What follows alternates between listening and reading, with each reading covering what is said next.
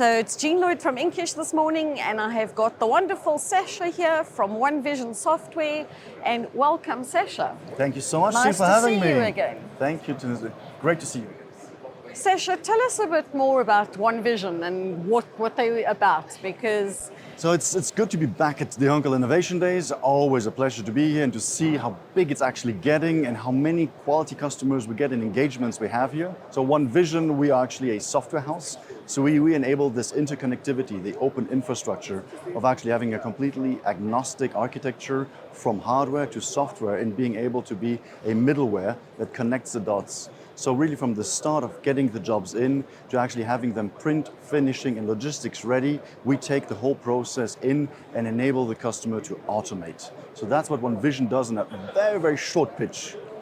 great. And I mean, obviously automation is just something that is the talk of the town for the last sort of few years. It is. So how have you seen things happening with automation and the demand for it? Thank you. That's a very good question, because looking into towards how the actual automation buzzword as such has then, if you add that on top of actually where the industry is metamorphosing towards and where it's actually going, is the fact that customers are looking in towards having the availability of not just buying hardware with a software attached to it and then creating individual islands of solutions. They want one single solution to actually then govern their print workshop. But then not just out of the print shop, not only focusing there, but how do they interact with customers? How do they have a seamless interaction from actually getting an order in towards actually getting the order out of the production and how that order itself is applied. We can talk about book solutions, we can talk about wide format posters, or here, for example, at a show, actually creating individual stands. And we as OneVision, we use and capitalize on solutions that we've been building for more than 35 years with computer vision, AI, and actually the availability that when you take a picture with the OneVision software app, you can identify if yes or no, for example, the stand has been actually built correctly, if the individual panels have been actually printed correctly, assembled correctly, just by one single picture, and seeing, going back and tracking back the actual picture, if yes or no, it corresponds to the initial print file. So you see that the availability of adapting constantly to customer demands and where customers want to push even further the actual solution OneVision, while we always try to push the boundaries, listen to our customers, and have a constant evolution that, by the way, when customers are with us and having actually a service contract with us, they have a constant evolution that actually every single new solution is spread over in new updates to all our customer base, so that everybody has the availability of growing, adapting, and actually diversifying their product portfolio also. So tell me about the markets that you focus on. Obviously you're in commercial, you're in book. What other segments are you seeing big growth and where the excitement of what you have to offer is needed? Indeed. So the more that you look into new markets, so we have all the traditional print markets, but all the traditional print markets actually have the same principle and usage of Industry 4.0, 5.0 actual production principles. So we thought, how can we actually then export that in under other industries that might actually use the same actual industry principles, and where OneVision could actually have an overlap. And so when you look at, for example, nesting capabilities, or when you look at the availability of having middleware and having an agnostic end-to-end ecosystem that you actually create where you interconnect hardware and software solutions, well, it applies to so many more different verticals that enable us as OneVision, especially when we go into implant markets, whereas it's not just the print that is actually an enabler to sell a finished product, but actually that has that product stand out, and for example, of point of sale or other. So there we come in towards the next steps of supply chain management and how OneVision can also there interconnect, help. Actually, when you go, for example, in a supermarket, why is that label or that packaging or that individual stand or whatever else it is, actually a printed physical product, has actually maybe nothing to do with the print industry. It's just a means to an end, but actually has the availability of influencing you as a customer to then purchase that individual product.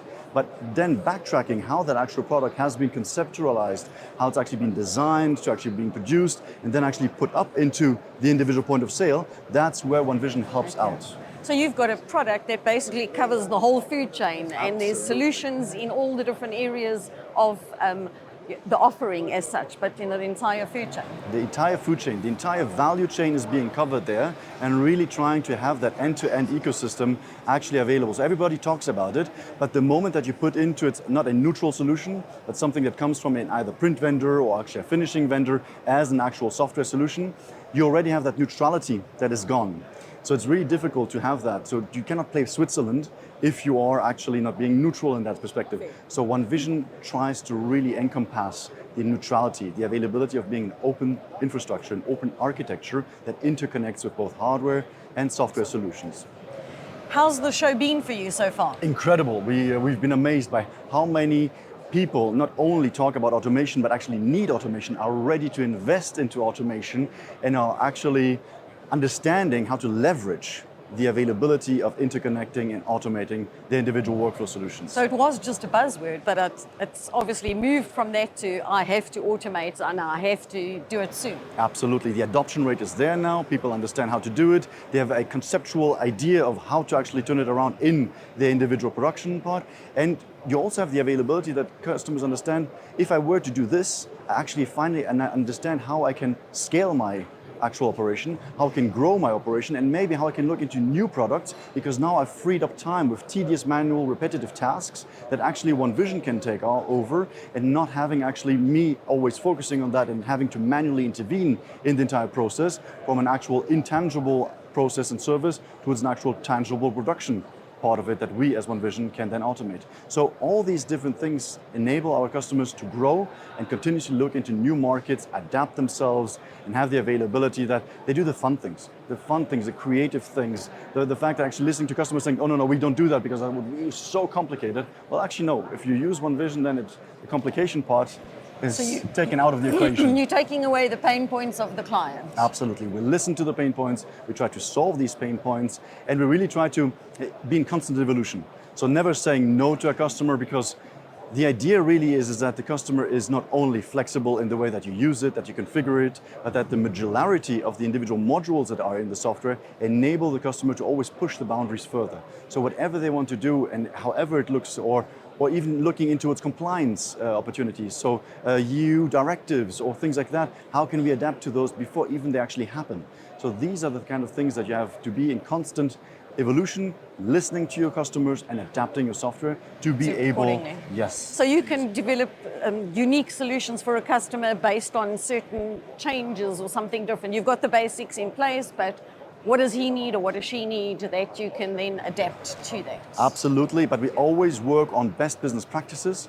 We try to have the availability that at least 80% of all the software is best business practices, so that we have a harmony also when we actually upgrade the software and when we have the customer actually using the software for more than 5 years, 10 years, 15 years, that he has a constant evolution, and then using best business practices enables us a harmony in the entire production field, not just at one customer, but at so many more. And then the last 20% make the unique value, those uniqueness of each individual product or process or machinery or combination of machinery and existing software, that makes then the uniqueness. So definitely want to keep my eyes open for OneVision, because it looks like you're going places and you're moving and shaking in the right direction, because it's definitely a need that obviously the market has. So fantastic, and I look forward to tracking where to next. Thank you so much, Tim. Thank you for the opportunity. Thank you for your time. Thank you.